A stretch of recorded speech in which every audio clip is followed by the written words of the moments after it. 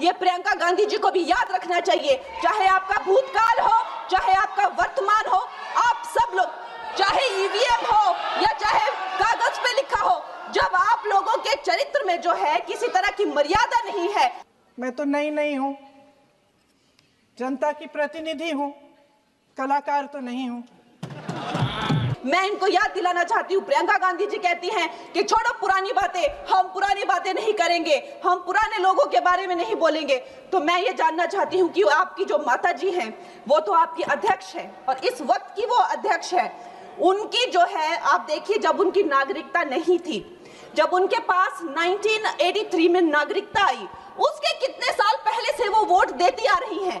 तो ये जो इनका जो परिवार है, एंटाइटलमेंट से जो ग्रस्त ये इनका परिवार है, ये प्रियंका गांधी जी को भी याद रखना चाहिए। चाहे आपका भूतकाल हो, चाहे आपका वर्तमान हो, आप सब लोग, चाहे ईवीएम हो या चाहे कागज पे लिखा हो, जब आप लोगों के चरित्र में जो है किसी तरह की मर्यादा नहीं है। मैं तो नहीं हूं, जनता की प्रतिनिधि हूं, कलाकार तो नहीं हूं। इसीलिए मैं भी सदन के सामने कुछ तथ्य रखना चाहती हूं, लेकिन सिर्फ तथ्य के रूप में रखना चाहती हूं।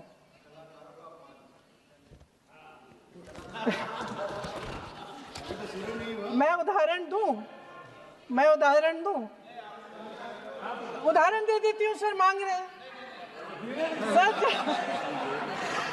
सर वंदे मातरम के बारे में, वंदे मातरम की जो सालगिरह पे आपने एक बड़ा कार्यक्रम आयोजित किया था, उसमें प्रधानमंत्री जी ने भाषण दिया।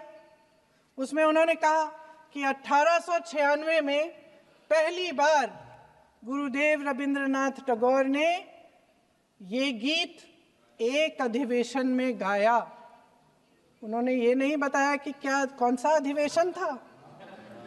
महासभा, हिंदू महासभा का अधिवेशन था, आरएसएस का अधिवेशन था। किस बात से कतरा रहे थे कि ये कांग्रेस का अधिवेशन था। और उदाहरण दूं कि मैं अपना भाषण जारी रखूं, पक्ष के हमारे साथी इतने अहंकारी हो गए हैं कि अपने आप को महात्मा गांधी जी से, रविंद्रनाथ टैगोर जी से, राजेंद्र प्रसाद जी से, बाबा साहब अंबेडकर जी से, मौलाना आजाद जी से, सरदार पटेल जी से, सुभाष चंद्र बोस जी से बड़ा समझने लग गए हैं। मोदी जी का अपने भाषण में ये कहना कि राष्ट्रगीत को एक विभाजनकारी सोच द्वारा काटा गया, उन सब महापुरुषों का अपमान है जिन्होंने अपना पूरा जीवन इस देश की आजादी की लड़ाई में झोंक दिया। वंदे मातरम को विभाजित करने का आरोप लगाकर आप पूरी संविधान सभा पर आरोप लगा रहे हैं, उसके हर एक नेता को दोषी ठहरा रहे हैं। ये हमारी संविधान सभा और हमारे संविधान का खुला वार है। और जहां तक जवाहरलाल नेहरू जी की बात है, जितनी देर हमारे प्रधानमंत्री, देश के प्रधानमंत्री रहे हैं, 12 साल हो गए हैं, लगभग उतने ही सालों के लिए जवाहरलाल नेहरू जी जेल में रहे। किस लिए? इस देश की आज़ादी के लिए। उसके बाद 17 साल के लिए प्रधानमंत्री रहे। आप बड़ी आलोचना करते हैं इनकी, लेकिन अगर इन्होंने इसरो नहीं बनाया होता तो आज आपका मंगलयान नहीं होता। अगर डीआरडीओ नहीं बनाया होता तो तेजस नहीं बनता। अगर आईआईटी और आईआईएम नहीं बनाए होते तो हम आज आईटी में आगे नहीं होते। अगर एम्स नहीं बनाया होता तो हम कोरोना की जब बड़ी चुनौती का सामना कैसे करते? हाँ, वही बना रहा है कुछ भी। इसका मतलब है इस मुद्दे का जवाब नहीं है आपके पास। अगर इन्होंने बीएचईएल, गेल, सेल, भाखड़ा नंगल ये सब नहीं बनाया होता जो आप सब बेच रहे हैं, तो ये विकसित भारत कैसे बनता? और मत कहिए बाकी। पंडित जवाहरलाल नेहरू इस देश के लिए जिए, सुन लीजिए, बाकी भी बेच देंगे जी। पंडित जवाहरलाल नेहरू इस देश के लिए जिए और देश की सेवा करते करते उन्होंने दम तोड़ा।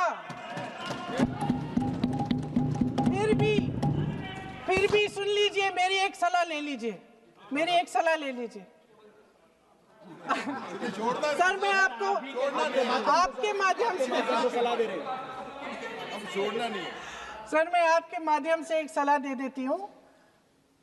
हमारे प्रधानमंत्री महोदय 12 सालों से इस सदन में हैं, मैं मात्र 12 महीनों से हूँ।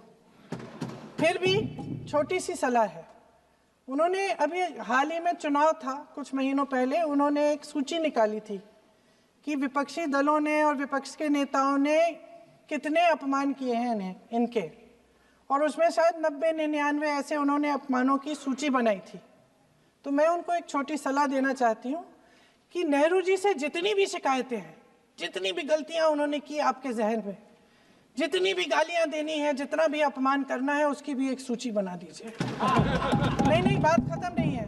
999 अपमान, 9,999 अपमान, सूची बना दीजिए और फिर हम एक समय निर्धारित करते हैं। जैसे हमने 10 घंटे आज वंदे मातरम पर हमने बहस किया है ना, उस तरह से हम अध्यक्ष महोदय जी से पूछेंगे, एक समय निर्धारित करेंगे, 10 घंटे, 20 घंटे, 40 घंटे, जितने घंटों में आपकी ये शिकायत पूरी हो जाए, माननीय सदस्य आप शांत हो जाएं और हम बहस कर लेंगे। इस वीडियो को लाइक करें, हमारे चैनल को सब्सक्राइब करें, बेल आइकन जरूर प्रेस करें।